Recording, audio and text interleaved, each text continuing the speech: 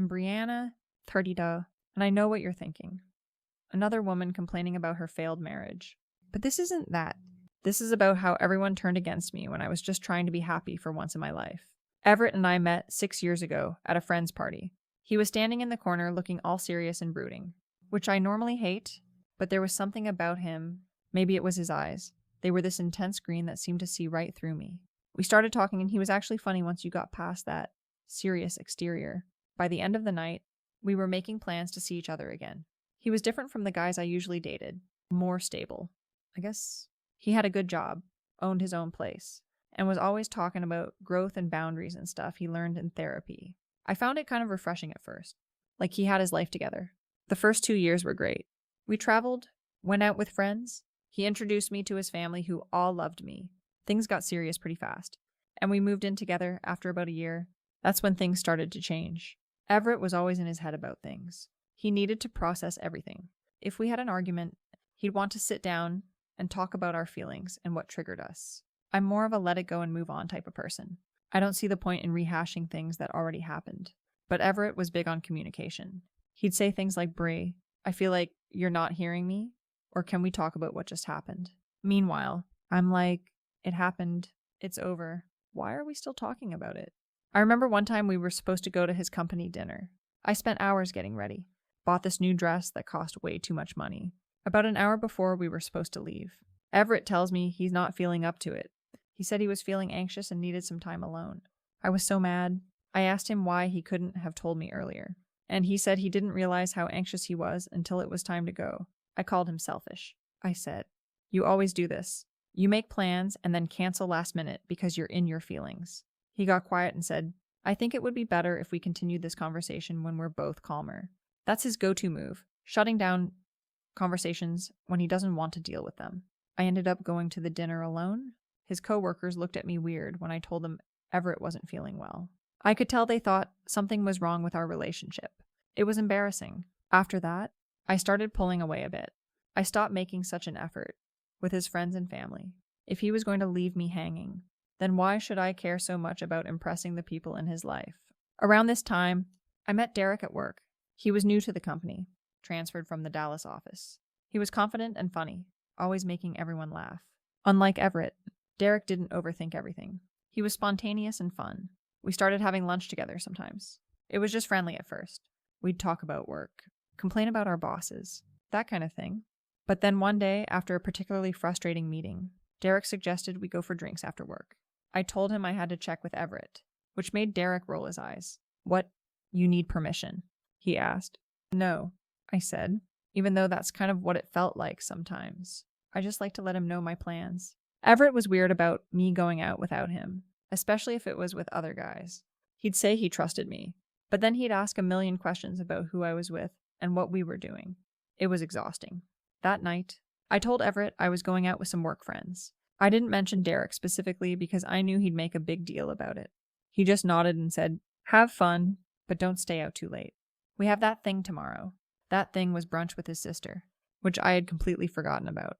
I was already annoyed that he was reminding me like I was a child who couldn't remember her own plans. Going out with Derek was fun. We talked and laughed. And he actually listened to me, not like Everett, who always seemed to be waiting for his turn to talk. Derek asked about my interests, my dreams, things I wanted to do with my life. It felt good to be heard.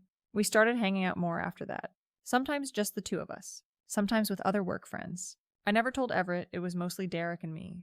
I knew he wouldn't understand. Everett noticed I was happier, but he thought it was because of him. He'd say things like, "I'm glad we're in a good place right now," and I'd just nod along. If he only knew. One night, Derek and I stayed late at the office working on a project. Everyone else had gone home, and we were the only ones there. He was standing close to me, showing me something on the computer, and I could feel this tension between us. He leaned in and kissed me, and I didn't stop him. I knew it was wrong. I knew I was cheating on Everett, but in that moment, I didn't care. I was tired of feeling like I had to walk on eggshells around Everett all the time. Tired of his processing and his boundaries. Derek made me feel alive and wanted. After that, things escalated quickly between me and Derek.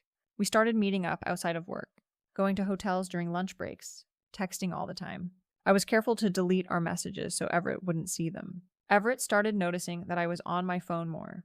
He asked me who I was talking to. and I said it was just work stuff. He gave me this look like he didn't believe me, but he didn't push it. One weekend, Everett planned a trip for us. He said he wanted us to reconnect and spend some quality time together. I agreed to go, but I was dreading it.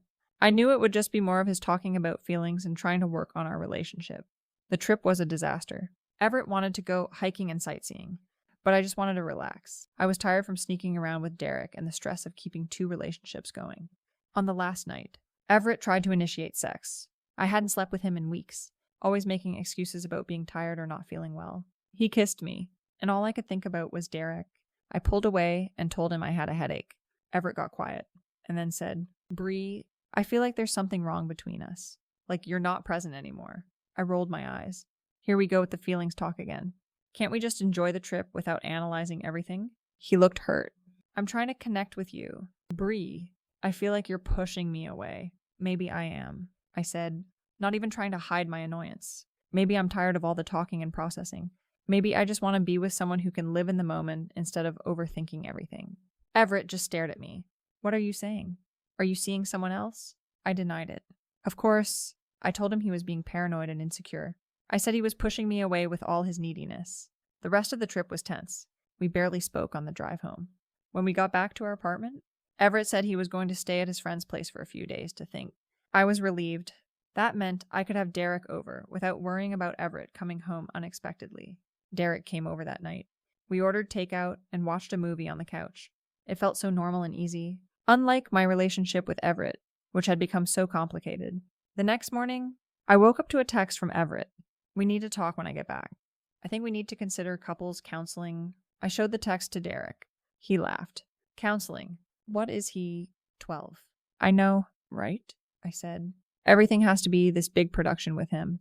Derek kissed me. "Just break up with him already.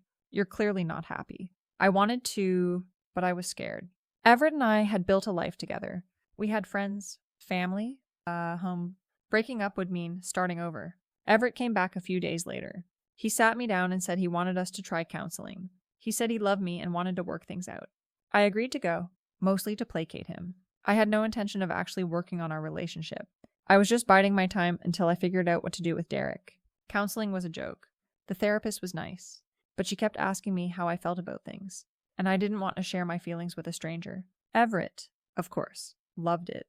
He talked and talked about his feelings and his needs and his boundaries. After a few sessions, the therapist pulled me aside and said she thought Everett was really committed to working on the relationship, but she wasn't sure I was. I told her she didn't know what she was talking about. Things came to a head about a month later. Everett came home early from work and found Derek and me in our bed. He just stood there, staring at us, his face unreadable. I scrambled to cover myself, but it was too late. The damage was done. "Everett, I can explain." I started, but what could I possibly say? He just shook his head. "There's nothing to explain." "Is there?" Derek got dressed quickly and left without saying a word. "Thanks for that."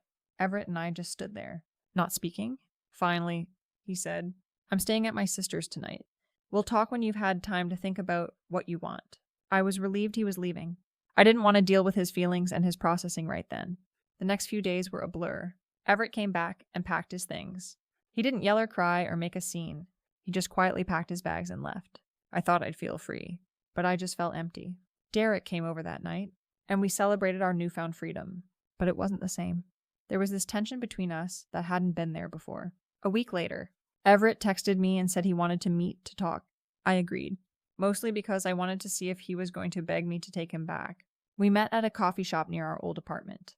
Everett looked tired, but he was calm. "I've decided to file for divorce," he said, getting straight to the point. I was shocked. I thought he'd want to work things out, go to more counseling, talk about our feelings some more. "You're just giving up?" I asked. "After all we've been through?" Everett shook his head. "I'm not giving up. Bree, I'm accepting reality. You cheated on me. You betrayed my trust. I can't be with someone who doesn't respect me or our relationship." I tried to argue, but he was right. I had cheated. I had betrayed his trust. "Is there someone else?" he asked. I hesitated, then nodded. "Derek." "From work?" Everett just nodded. I figured.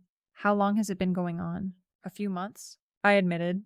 He looked hurt, but he didn't get angry. "I wish you had just been honest with me. Bree, if you weren't happy, you could have just told me. We could have ended things respectfully." I didn't know what to say to that. He was being so reasonable, and I was being so not. After that, things moved quickly. Everett filed for divorce, and I didn't fight it. I moved out of our apartment and got my own place. Derek and I continued seeing each other, but things were different. There was this guilt hanging over me. This knowledge that I had destroyed my marriage for what? For a guy who didn't even have the guts to stick around when Everett found us together. About a month after I moved out, Derek told me he was transferring back to Dallas. He said he didn't want a long-distance relationship, and that was that. He was gone. I was alone. Everett had moved on, or was at least pretending to. He was posting pictures on social media of him hiking with friends, going to concerts, living his life. Meanwhile, I was stuck in my crappy apartment, regretting everything. I tried to reach out to Everett to apologize, to see if there was any chance of us working things out. He was polite but distant. He said he had forgiven me, but he couldn't forget what I had done. He said he needed to focus on himself now. Our mutual friends took sides. Of course, most of them took Everett's side. They said I had betrayed him, that I had been cruel and selfish. I tried to explain that I wasn't happy, that Everett was too needy, that he didn't understand me, but they didn't want to hear it. Even Everett's family, who had always been so warm and welcoming to me, turned against me. His sister called me and said, "I never thought you could hurt him like that. Bree, he loved you so much." I wanted to scream that it wasn't all my fault, that Everett had his issues too. But what was the point? No one wanted to hear my side of the story. The divorce was finalized a few months ago. Everett got the apartment, which was fine because I couldn't afford it on my own anyway. He was generous in the settlement, giving me more than he had to. I think he felt sorry for me. I saw him a few weeks ago at a mutual friend's birthday party. He looked good, happy. He was with some woman I'd never seen before. She was pretty and seemed nice. They were laughing together, and I could tell they were really into each other. I felt sick. That should have been me. That was supposed to be our life. I tried to talk to him, to see if there was any chance of us reconnecting. But he was polite but firm. He said he was in a good place now and wished me the best. I left the party early and went home and cried. I couldn't believe how things had turned out. I had thrown away a good man. A stable life? For what? For a few months of excitement with a guy who didn't even care about me. Everyone thinks I'm the villain in this story. They think I'm selfish and cruel and ungrateful. But they don't know what it was like being with Everett. They don't know how suffocating it felt sometimes. How I always had to be the one to compromise, to accommodate his needs, his feelings, his boundaries. I don't regret leaving Everett. I regret how it turned out. But I don't regret my decision. I deserve to be happy too.